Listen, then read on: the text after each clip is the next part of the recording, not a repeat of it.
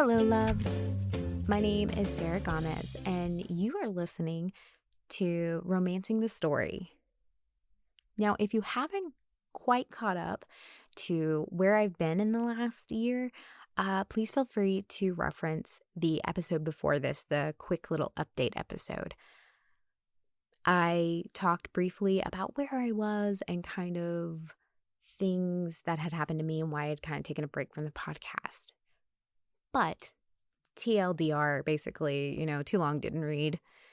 To sum it up, I took a break because there had been a lot of things that had happened in the past year.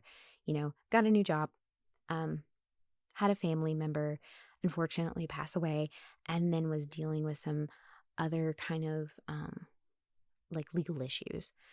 But I'm in a better place now, mentally, emotionally, and with that, I've still been working behind the scenes with the podcast, because this is still an outlet. I think this is really fun, and I just want to talk to you guys and kind of learn more as I'm trying to write my own book, which, let's be honest, I've written stuff before, fan fiction.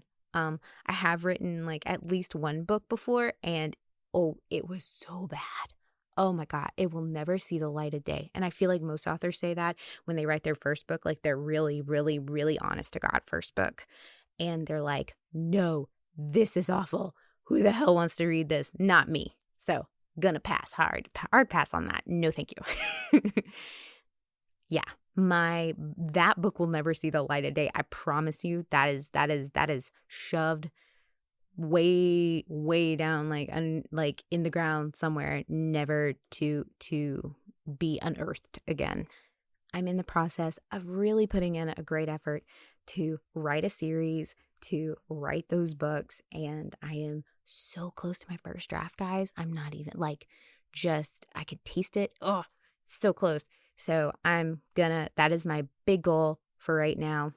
And in the meantime, I've been talking to authors to kind of learn a bit about their process, talk with them about their journey, because everyone's journey is different, right? Everyone's journey is different as far as writing a book and what you find important in the process and what you really hone in on. Some people are better, some people really are great at atmosphere, building an atmosphere. Some people are great at character development. Some people are really great at creating plots. And I just kind of want to learn about these different strengths and how I can best utilize them in my own writing. If you guys happen to learn something along the way, awesome. So with that being said, I'm going to kind of jump into this episode. I think this is episode 13. I literally had to step away and check, guys. I mean, that's how how long it's been and kind of the craziness that there's all the things that are going through my brain right now. And you guys are just kind of getting the brunt end of it, because I'm just kind of basically you're getting my babble of my conscious thinking, just no filter, just kind of throwing it out and seeing what happens verbally. So, I mean, good luck trying to decipher it. No, I'm kidding. But yes, I think this is lucky number 13. That's a good episode, right? That's a great episode to kind of start off on. I know some people think it's an unlucky number, but people like me and Taylor Swift are kind of on the same wavelength on this one. Lucky number 13. And what a better episode to start off with than my, mi amor, mi amiga, Kimberly Packard, who also, I think, loves her some Taylor Swift as well. I know we've both been listening to the album she's been putting out on repeat quite a bit. In this interview, I get a chance to speak with Kimberly Packard, and you may recognize her voice at least, from a previous episode where I got the chance to talk about women's fiction and how she writes within that kind of demographic and that genre. She has had a brand new release called Dyer's Club. And when I tell you this might just be her magnum opus, I am not exaggerating in the slightest.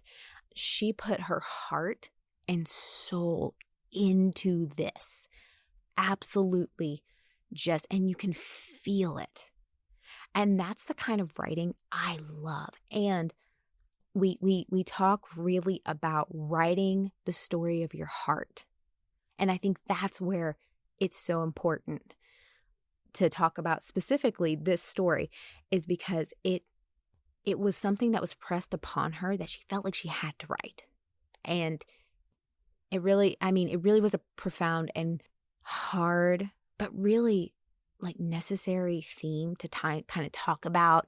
And spoiler alert, it's about death, but like the hope, finding the hope in death, and really kind of finding that will to live, and really trying to live in your best life. And what a great thing to talk about, like right now. And again, there is mention of death, so like trigger warning for people there. So sorry. We'll try to put this at the top of the episode. So instead of hearing me babble about it, let's go ahead and jump into the episode and talk to Kim. I have a bit, you probably can't see it. And actually, I think the swelling's gone down, but Tully and I had a little accident last night. Like his back elbow thing on his back leg collided with my forehead. Ouch. Yeah. Oh my gosh. Yeah. So I had like a goose egg last night. It's actually still kind of sore. I'm like, oh.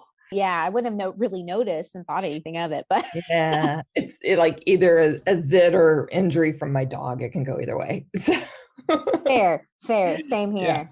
Yeah. Same with mine. And no matter how small or big they are, they always want to take up all the bed. Like always want to be in your space, all your space. Yeah. He was super wound up last night. Like he is the classic toddler. I really think that this is it's like he ended up in the wrong body. It's like, have you seen Soul yet? On Disney? Haven't, not yet. Okay. It's really awesome. But there's a part where someone accidentally ends up in a cat's body for this little bit. It's really kind of funny. But I'm like, oh my God, I think you were meant to be a child and you ended up in a dog's body. Because you know how kids get really overstimulated and they're just like, and you're just like, dude, you should be really tired. They're like, I'm not tired. That is him. So he went to daycare yesterday and they were like, oh, he played his butt off. And you would think that he would be exhausted, and no, it's the opposite. Oh man. And we were just trying to like eat dinner and watch TV, and finally we just had to put him in his crate because he was just being such a little monster. And it's like, dude, you just need to settle down. Welcome to the show, a returning guest, and Kimberly Packard. Yay! Thank you, Sarah. I feel like I'm the returning champ. You've been an award-winning women's fiction author, and we haven't talked in a while. And since then, you've had another book release, women's fiction. Yeah, recently released novel called Dyer's Club. And it's, one way I kind of describe it is it's the Breakfast Club meets the bucket list. So it's about a group of strangers who are on their last hurrah, but the one thing they have in common is that they all have terminal illnesses. So they're all dying, hence the name Dyer's Club. So now I know I've read portions of this book, and I know that we've talked a lot about it in the last couple of years, maybe even, but how was this? Because I know this book is very special to you. And how is this one different from the others, would you say? This one's different in several different ways. First of all, it came to me in a dream. A lot of my other books, they'll hit me, but they hit me kind of in the daytime. This was a nocturnal thing because it literally woke me up from a sleep. And that good, huh? Yeah. But what woke me up was I was talking to Jimmy Dyer, one of the main characters, and it was in this conversation we were having, he just looks at me and he says, everybody dies. The lucky ones have fun doing it. And it woke me up and I'm like, what the heck was that? And I grabbed a journal and I just started writing. And I actually, in fact, because I keep all my journals because authors are also pack rats. And it just kind of comes with the territory. So I actually looked up that journal. I was like, when was that? And it was back in 2014. And I remember I had a writing event. I was doing this program at a local grocery store chain where they would invite local authors to come in and sell books in the frozen food aisle or wherever they stick us. And I remember that day, like, I don't think I ever looked up. I think I just sat there and just journaled, like, there's going to be this and this and this and these kind of characters. And, it was like a performance art day in the frozen food aisle with the author who was like, yeah, buy a book if you want, but don't bother me. So, Yeah. that right there, I think was really unusual for me. But then once I kind of got into it and started peeling back, like, what is this story? It's the largest cast of characters that I've written in POV form. So, like Phoenix and Vortex and those books, they, three, I think Prospera Pass, the last Phoenix book, I actually have 4 POVs. But this one is all of the Dyers. So Charlotte, Levi, Celeste, Dylan, and Lourdes, plus Jimmy, and plus his assistant Darla. So 7 points of view, which in a lot of places, they'll tell you, don't do that. That's way too many. And I really started writing the book with just Charlotte and Jimmy and Darla, because I love Darla. But then Leanne Moriarty came out with 9 Perfect Strangers, and she has all these POVs, and I'm like, oh, cool, I can do it. She already broke the rules, so it's cool, I can do this. And I think that's when the book really kind of bloomed and blossomed, was when I went back in and added those new voices. Well, and I'm so glad you did, because I remember reading from the different points of view that you kind of brought to our group that we kind of, worked together in, and then we're kind of, and I'd read some of those pieces, and I felt like it was such a richer story for having all those points of view, because, and I have a soft spot in my heart for books or TV shows or anything that has a big cast of characters, because no matter what, you're going to find someone who you relate to or you connect with. You're going to find a different character on the page somewhere that you're going to connect with in one form or another. Yeah. And that's what was so fun and these characters are really, in some ways they are larger than life. I mean, you've got Lourdes, she's a telenovela star. Oh, yeah. You've got Levi, he's this, British rocker. He's kind of a cross between like Keith Richards and Billy Idol in my mind. So and then you've got Charlotte, who, even though she's a quieter character, she's got this powerful force within her, and she's a life coach. So, and then you got Darla, and Darla is, she's an assistant, but she is feisty. She's someone that in Darla's world, everything is kind of stacking up against her. It's like the poor girl just can't catch a break, but yet she is one of the most positive, cheerful, gosh darn it, I'm going to make it work anyways, people, and determined. And I just loved her spirit. So it was fun. It was fun for me to kind of slip into all their different heads and write from their points of view. Yeah. And I really enjoyed the portions of, because the plot moved along very nicely, and you did a great job of kind of keeping the momentum with that, which is so easy to get bogged down with so many characters. And I love that you kind of kept the momentum by kind of like almost like this globe trotting across, across all these continents and all these places. But also too, we got to see a lot of, it was almost a character study in some regard. Yeah. Like with each of the characters, I did love, like I said, so when you were writing all that, because you are right, these characters are larger than life. They have way different experiences from each other, totally different personalities. How challenging was it as a writer to try to keep track of all that and like be in everyone's head? It wasn't that difficult, because they all just were so distinct to me. Okay. So like Levi, when I first wrote Levi's chapters, he was the first one that I kind of dug into when I said, I'm going to add all these voices in. And what was really cool about him was I could almost hear him in the back of my head go, it's about bloody time, That sounds like Levi too. It sounds like Levi. And so I think he was just so ready. And, Lourdes was a little difficult because she as a character was very guarded in the beginning. And then, she's a star. She's used to people wanting her for what's on the outside. And because of what she's battling, a lot of that's gone. So it almost was like I had to really, Charlotte was Charlotte had to work to get to know Lourdes. And I think I had to work to get to know Lourdes because as a character, she wasn't like Levi, where it's like, here I am, get to know me. She was kind of like, you got to earn my trust. And so, so that was really kind of interesting when I would write her chapters. And, Celeste was just, Celeste was like everybody's mom, the mom that's like, I'm going to wear, the oldest jeans I've got because I'm going to buy my kids stuff. And I'm going to, put aside everything I wanted to do for my kids. And, now it's her turn and she almost doesn't know how to be selfish and to take her turn. And then you've got Dylan and, he's this poor kid who's dealing with something. And so really, when it was time for me to write all their different pieces, they were just so distinct. It was like, I knew where we were going with that from the beginning.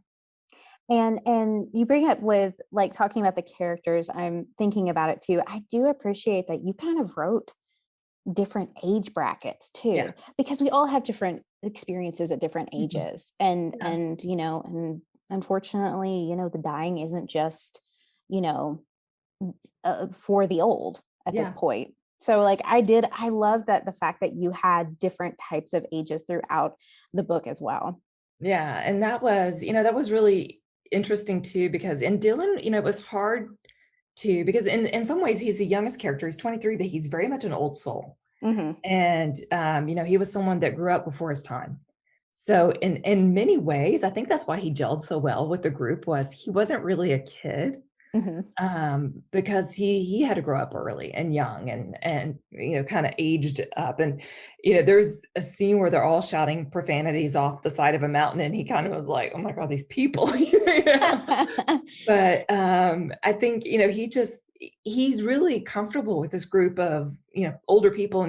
Both Charlotte and Lourdes are, into their early 40s. And then you've got, Jimmy is in his late 40s, early 50s. And then we've got Celeste and Levi are, 60 plus. And so, in some ways, Dylan was much more comfortable around them because he was used to being the kid in the room of all adults his entire life. Which makes total sense. And to his character as well. So you had the idea in 2014. I have a thought process here. So in 2014, because I know that between then, from the moment you had that idea to when you've released it, you've released other books in that time span. So I'm kind of curious, why did it take you so long? Did you feel like? I think, I knew it was going to be a challenging book to write. So I think I almost had to grow up a little bit. Like I had to grow into that story, if that makes sense. I think at that point the first Phoenix book was out.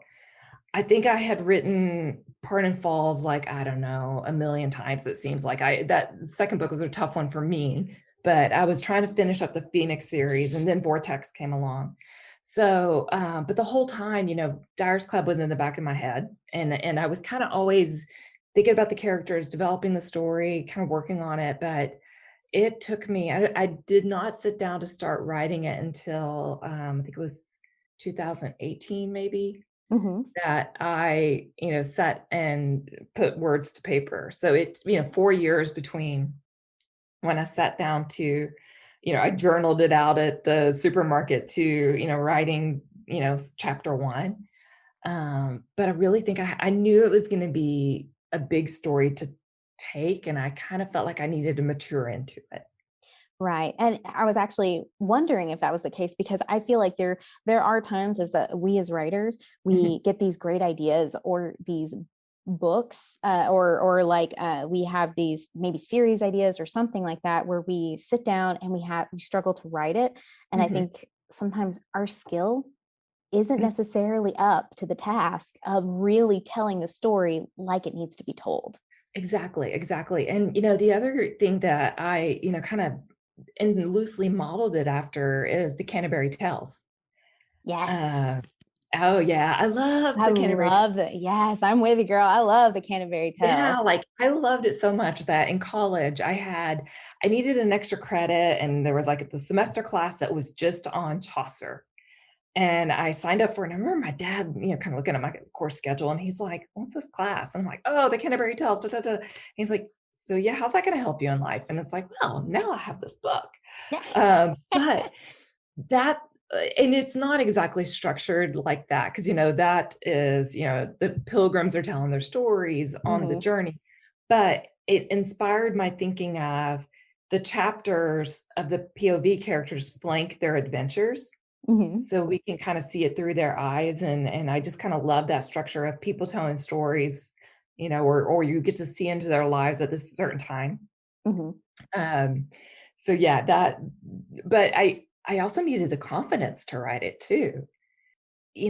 As authors, we have, I would even say that a lot of, fairly famous authors probably still have these little moments of self-doubt. I think it's always going to be there. I was actually emailing with a friend of mine who's also in the literary world, and I was like, the imposter syndrome, self-doubt, I think it's always going to be there. It's just something we've got to learn to manage and live around. So I don't think I could have written this as my second book, or maybe I would have, but it would never have seen the light of day. I completely agree. I think that imposter syndrome is real. And like, we do have to kind of believe in ourselves, because nothing really, think about it. If you think about it, there's thing is stopping us from sitting down and writing an entire book. Yeah. Like in 30 days, like NaNoWriMo, or like within a couple of months, now the quality of that book is questionable. Yeah. But those things, I think too, you have to learn how to find your voice within that time. You have to learn how you can storytell differently. Because like you said, like we've talked about in the previous podcast, every book has its own process, has its own voice. So it's really important to be able to find that in kind of the midst of writing. Yeah. And every book has a rhythm, and, with Dyer's Club, and it was, kind of picking out the rhythm, and, when is it Charlotte's turn to have a say? Because she really is the main character. I mean, she's the girl on the cover, and really, this book is ultimately about her, and how, her life has changed by this. But it was, picking up the rhythm of, whose POV are we going to listen to here, and who can best tell this story? I completely agree with you. I think that if it hadn't been in all those points of view, I don't think the story would have been nearly as impactful as it has been. Yeah. And you're right. Like, as writers too, like when we write our early stuff, we usually shove it aside and like, ooh, we're not going to touch that for a while. We're not going to talk about that one. I know. Yeah. We don't talk about that one anymore, guys. Sorry. It's, we should always have that story in the back, that story that, I don't even say in the back of our minds, the story in our heart, that we say, this story, one of these days, I'm going to be ready to write it. And that's kind of something we've chatted about too, is like the story, because I know that there is a story that I've started and I put aside saying, I don't have the skill set for that yet. Yeah. I know what I want to do with it, but I don't have the tools in my tool belt yet, as Stephen King would say. Like, I just do not have the tools in my toolbox to properly put that story together to make it something special. I know that Dyer's Club really has benefited from the fact that you were able to put together all these points of view in such a succinct manner. And we're able to kind of write that out. And I know, like you said, it's a story in your heart. It just kept like sitting on you, and it's something you wanted to write, right? Yeah. Like this, so there's this theory, and I've kind of had this theory, and then there's this great book called Big Magic by Elizabeth Gilbert. And it's a series of essays that she's written about creativity. And she has an essay in this book about how she thinks stories are kind of just out there in the ether, and they're looking for their parent, and they're like, that one, and they zoom in, they go, okay, you be my story mama. And then you become story pregnant. And so, but she has this story about how she had an idea for a book, and it was going to be a love story about this scientist who was in the Brazilian rainforest. And then life got in the way, and she never had a chance to write it. And she's good friends with Ann Patchett. And she tells this interesting story about how she and Ann traded letters. And so she had written, they were trading letters back and forth about things they were writing, and Liz was having a tough time with the story, and finally they catch back up, and Anne is saying, oh my gosh, I got this great story that I've been working on. And basically, without knowing that that's what Liz was working on, that the story had hopped to her. And Liz was kind of like, oh my gosh, because she had been trying to write it. It was just gone. The story had left her. And so she was like, oh my gosh, this is so weird. So when did the story hit you? And she was like, honestly, not long after I'd seen you last. And so they kind of laughed about the story, just literally went, okay, you're not ready for me, and hopped. So I do kind of think that if we don't receive the stories when they're given to us, I'm going to sound so woo-woo right now, but if we're not ready for them, and they're ready to be born, they'll find someone else. And this essay is so wonderful because it shows the grace that Liz had said to Anne, take care of our baby. So I do think that, as authors, if a story isn't ready for us or we're not ready for it and it jumps to someone else, that's okay. Yeah, it might be kind of sad, but another one will come along. And so I think that, when Dyer's Club hit me, when Jimmy came to me in my dreams, I was just like, I am not letting this sucker go. And so I think the fact that I was always kind of thinking about it, always, the characters, they were forming in my mind and coming to me, and it gave me the opportunity to hang on to it and keep it in my heart. And it is, I think, the book of my heart so far.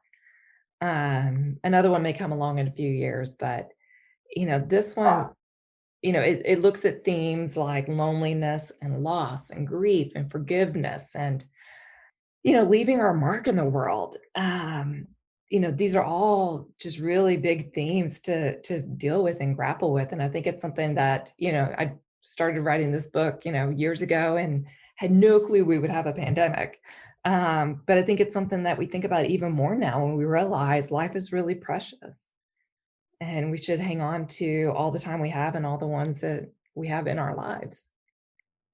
Right. And I mean, and that's something that the book really brought up, was like points of like grief and like dealing with those existential crises. Like, what do I do with the rest of my life? Now, especially now when I'm in a crossroads of like, you have basically not sugarcoating it, a death sentence, basically, Yeah. And so like, how do you deal with that? And I think that's a very interesting point of view that you decided to kind of explore in the book. Yeah. And I think, each person deals with it differently. Levi was just gonna have one last good party, and his adventure was to play one last concert, and just the groupies, the everything, he wanted it all. And it's like, hey, yeah, if there's that moment in your life that you're just like, I want to go back to that moment. Celeste, it was the thing she's wanted to do her entire life, but she almost didn't do it because ever the caregiver and the nurturer, she was worried about other people. Dylan his adventure kind of changed in the story. But he was, his was kind of an extension of his work. He wanted to, try to do this really big, cool experiment at this world-renowned lab. And, in some ways, the changing of the adventure for him was, no, you get to go be a kid and let's just go play. You don't have to keep being an adult. And for Lourdes, she picked something that was completely against what people would see on the outside. And actually, I think it was something Celeste had said was, oh, I expected you would have wanted a weekend shopping in Paris. And instead, she wanted, a night camping in the African safari. And it was very different than what you would have expected of someone as glamorous as her. But, she was just like, I just need to be able to breathe. I need to be away from all the people. Yeah. And dealing with such heavy subject matter, I mean, was that like draining emotionally as well? Oh, yeah. Yeah. Actually, the week I started writing it, and I hope I have my year right, I think it was 2018.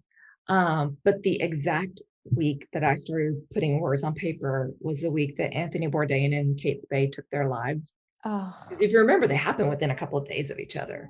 You're right. Now that I think about it, yes, Yeah. I do remember that. And I just remember, especially early on with Charlotte, because, some of her earlier chapters were the ones where she was feeling some of the most despair.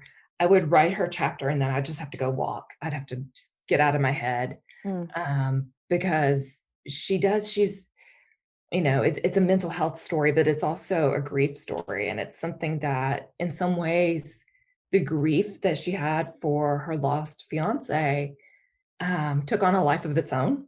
Mm-hmm. And I think really, she didn't want to let go of the grief, because in some ways, when she stopped grieving him, he was no longer part of her life. And so I think that was why she just, could not stop, because she just wanted to hang on to him as long as she could. So writing that, and she, where she lives is, it's one of the barrier islands off the coast of South Carolina, and she lives at the far end all by herself. And she really has kind of created this loneliness around her. And that was tough. It was really tough to be in that perspective. Oh, I'm sure, like trying to and it sounds like, and I know that she also not only just like mentally and emotionally, but physically kind of barricaded herself away from other people. Yeah. So like, I'm sure being in that, and her perspective always seemed a little heavier than the other ones. Yeah. So like, I do appreciate, because I'll let reader or listeners know that, don't worry guys, whenever you read the book, there are moments of levity. There are. Yes, there are. Because you can't have there's humor in there. You can't have all the drag all the time. So don't worry. Yeah. That's where I think Levi, was the levity. He was just hilarious, and you just can't help but love him. And Darla, she's sassy as can be. And but even, there were moments where Charlotte laughed, and moments, they all had their moments where they could have fun and laugh and, just appreciate life. And also it does end on a happy note. This is, it's ultimately a story about hope. Right. And I think that's the key thing, because even in a story kind of where the main, it's like most of your cast is dying. Yeah, exactly. like they're given a terminal, they have a terminal illness. It's still ultimately a story about hope, really, when it boils down to it. And that's who we are as humans. Yeah. We're very hopeful creatures. We really are. And I think that, no matter how hard something gets, and even, with Charlotte and her grief, no matter how dark it may get, you can still find that light. There is still light there. You just have to be willing to ask for help, and you've got to be willing to, make yourself vulnerable and put yourself out there. Absolutely. And let yourself love again. Because I think that was it too, is ultimately she was afraid of falling in love again. Absolutely. And that's a big part of it too. That's a big part of the grieving process. Oh yeah. That people underestimate. Sometimes you are afraid to move on from that. Yeah. Yeah. And I don't want to give it too much away, but she finds love in a very different way. But ultimately it's, that ending, it was, it's funny. I even editing it, I would cry every time I'd read it. And it's a happy cry, don't worry, it's all good. But because I was just like, this is where she needed to be. And I felt so satisfied with her story. Like, yes, girl, we got you there, Thank you for hanging in there with me. I knew we could do this. Right. Exactly. Yeah. We did it together. But did you have the ending in mind when you were like you said, just kind of scribbling out the notes and stuff like that? Some of my stories, and I've talked about this, I know the beginning and know the ending. Like when I sit down, I know Phoenix, I knew how it's going to start and how it's going to end. Dyer's Club, I didn't really know the ending until I knew it when I started writing it, but the process I did for that is I, did a plotting of it, and I'm plotting it. I'm like, I don't know where we're going with this. We'll see. And then as I kind of got to the end of my plot board, I was like, oh, that's what's going to happen. Okay, this is perfect. And gotcha. So really kind of once I plotted it out, I knew, and I think that's what made it easier for that writing is, especially in those hard times with Charlotte's, I knew ultimately she was going to be okay. It always feels good when you can give your characters at least to have somewhat of a happy ending, right? Yeah, I mean, I don't think I could write a story where it's like, well, sucks to be you. I mean, it's just, I think that's just who I am. And then, there's got to be some hope and there's got to be some happiness. And it may not Absolutely. be the ending that they wanted, but it's the ending they needed. And there you go. I mean, I think that's important to think Mhm. about. Sometimes and I mean, that's just life in general, Yeah. but like it's really important. Sometimes you may not have wanted that for the character, but maybe that is exactly what they needed in order to make sure their journey was worthwhile or Mhm. that they've grown as a person. Yeah. Yeah, absolutely.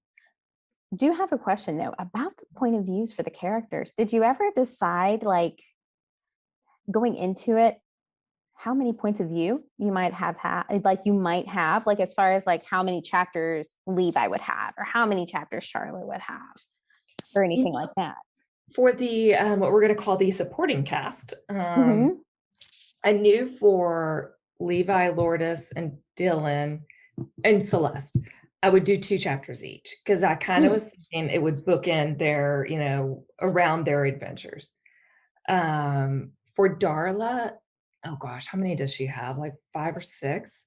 Mm. And, hers were just kind of, I need Darla's POV, I needed to show that, because she, spoiler alert, she kind of lightly turns on Jimmy, but she's not the villain. I mean, not at all, because I didn't want the reader to get mad at Darla for doing what she did because she had to. And really, Jimmy never got mad at her for doing what she did because he realized she had to. So, and with Jimmy, it was, I would call him kind of the secondary POV character.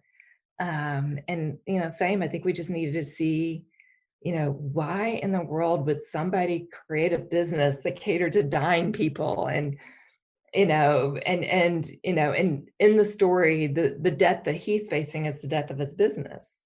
And part of it is he never really wanted to charge as much as he should have. And he could have made a killing off this, but he realized, no, this is kind of a service. People need it. So, I didn't really have a formula for us outside of the other dyers. I didn't really have a formula for must have this many. I just kind of said, yeah, when it's their turn, they'll tell me. See, and that's perfect. Mhm. I like when that kind of, it comes more organically than Yeah. like that too. That's very interesting to me. But Mhm. also, so for Dyer's Club specifically, we talked about like kind of the content of it, right? Like Yeah. it has several cast, it has a large cast in it. It's ultimately about hope, but dealing Yeah. with grief as well, and Mhm. kind of the globetrotting of it all, like kind of all these adventures that they kind of go Yeah. on, and kind of the structure is very reminiscent of the Mhm.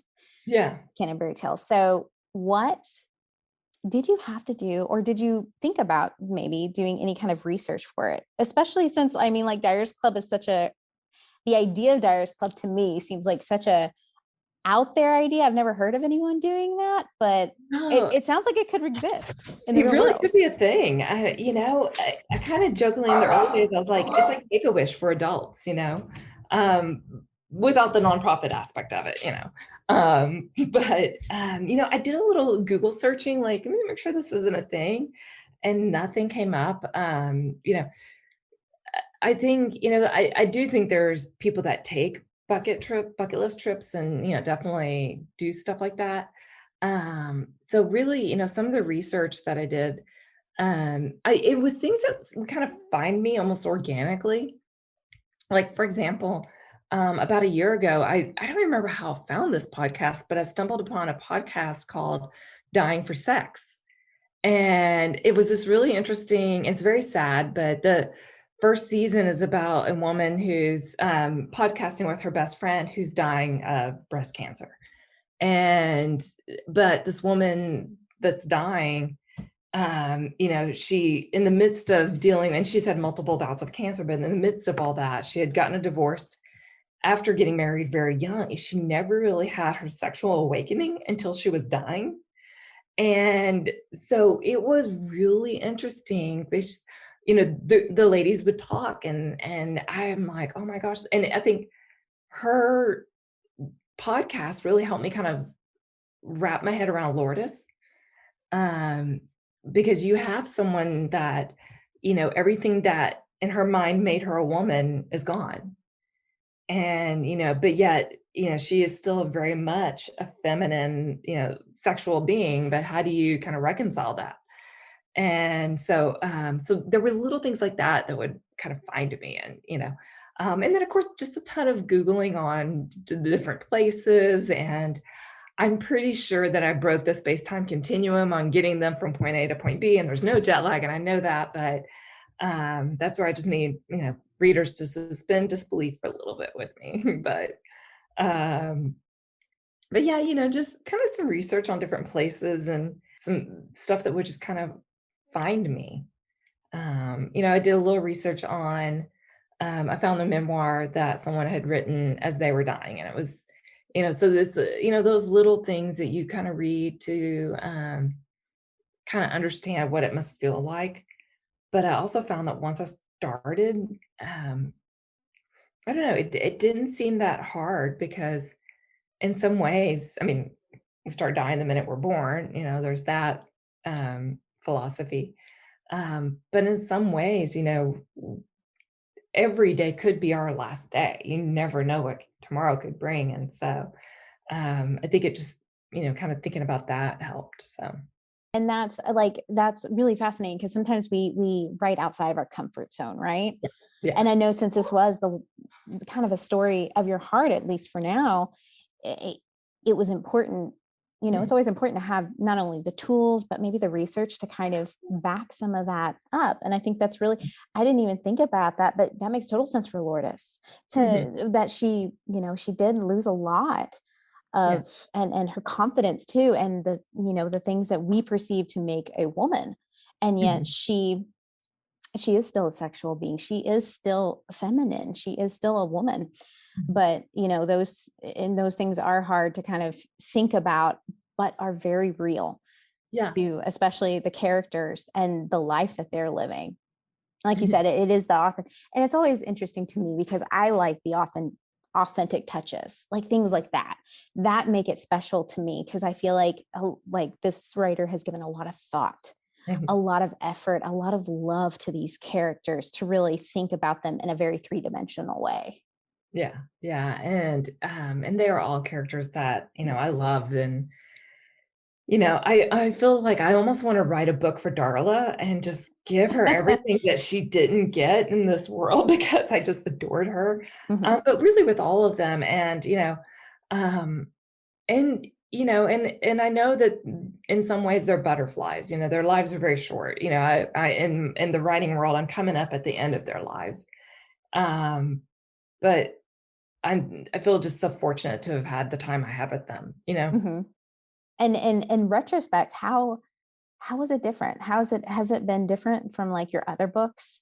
Like after you've written them, is there any difference from Dyer's Club, like the kind of the euphoria of having written the book as opposed to maybe some of the others, or is it kind of just similar? I actually was a lot more terrified to release it, and I'm still terrified. I'm, a day and a half into the book is in the world, and fortunately I've had a handful of reviews pop up, and they're all very lovely reviews. But this was one that there was several times that I was like, I'm going to cancel it. Nope. We're not going to release it. Nope. Because I just, I think I'm a little more protective of it, I guess, because it is the book of my heart. Yeah, absolutely. And I'm very protective of the characters. Well, they're like your kids, right? They're like, they're like so I'm like the helicopter author. That is the most perfect thing I've ever heard. That makes total sense. It's a helicopter author. You got to protect the youngins there. You got to protect the book characters. But at the same time, I mean, I didn't protect them in the stories. I mean, this is true.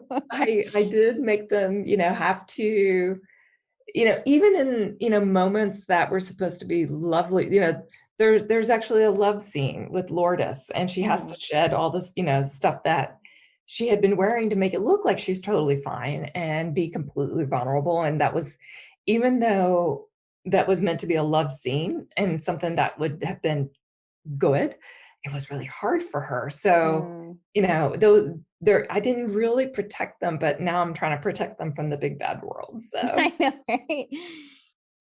And a lot of times too, I know, because we had talked about this, like the book itself is kind of hard to, it's kind of hard to pitch in a way, unless you kind of like understand it, kind of understanding what it's about, or knowing what it's about, that it's these different points of views. Yes, these people are dying.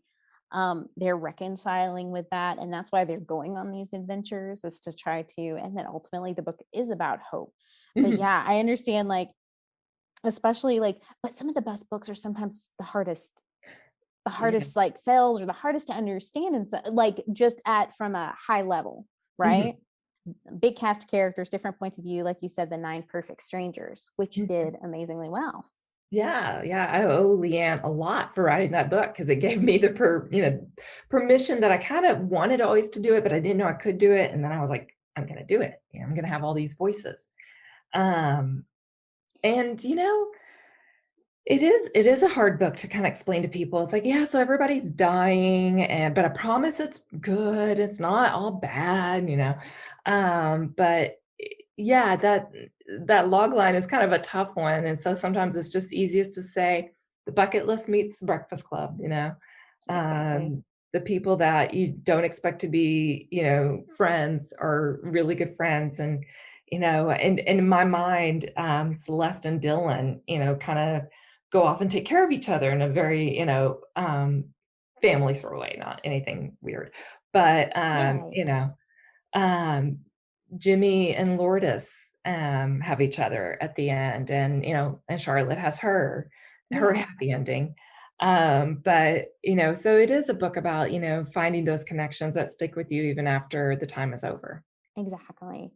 And I love what you said about too, finding permission in like other authors' work. I think that's why it's really important as authors to not only read, but try to seek out other authors or other content that we kind of want to write about or write in, those type of things, because seeing someone else break that mold, or seeing someone else kind of write in a similar way, it kind of gives you, like we talked about, the confidence, the courage, even to say like, okay, I can do this then. Yeah. And it's not like you're plagiarizing or copying or anything like that. That's exactly what it is. It's the courage to say, oh, that can be done. I can do it. And, maybe I can do it as well as, Leanne did. I mean, that book is fantastic. I think I read it in like 2 days.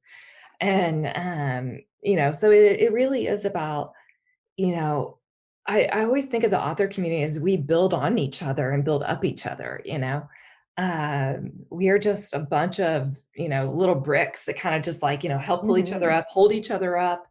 You say, oh my gosh, so-and-so did this, I can do this too. And then someone else is going to come along, and we all just, build this beautiful library of books. I'm going to try to wrap up that metaphor, but, but yeah, I mean, that's why we need to, be part of an ecosystem of literature and authors and books, because it can give us so many tools. And, going back to the story that you want to write, there's going to be something that you cross paths with that you're just gonna be like, oh, I see now, I can do this. Like, it's just as the universe just put it in your way and you stumbled into it. So Exactly. And sometimes too, like you said, it's the fact of finding those things, or those things finding you, really, and then kind of keeping that story. Like, I don't want the story to leave me, so like you did, I kind of wrote it all down, so I want to hold it close to my heart. But yeah, but I know there are certain tools, certain like writing craft, like I have to learn to do better before I can really say what I want to say with the book. If listeners want to read this amazing book we've been talking so much about, the Dyers Club, Mhm. Where can they find it? Dyer's Club is available wherever you buy books. So it's on Amazon, Barnes and Noble, Kobo, Apple Books. I went wide with it. So anywhere you buy books, you can find it there. Okay, where can listeners also connect with you? So you can definitely go to my website and sign up for my newsletter. I usually forget it exists, but you'll kind of randomly get emails from me, but mostly pictures of my dog, what I'm reading, what I'm listening to, what I'm writing. I guess that's why they signed up. So that's one way. You can also find me on the socials. I'm on Facebook. It's Kimberly Packard Author. Instagram and Twitter at Kimberly Packard, and that's Packard. On Instagram, you'll find just a ton of pictures of my dog and cat because really, it's all about them. Muchas gracias to Kimberly Packard for being on today's episode and talking about her great book, Dyer's Club. Now, the book recommendation, obviously, for this episode is Dyer's Club. And if you're looking for a great summer read and really just want your heartstrings pulled on, highly recommend.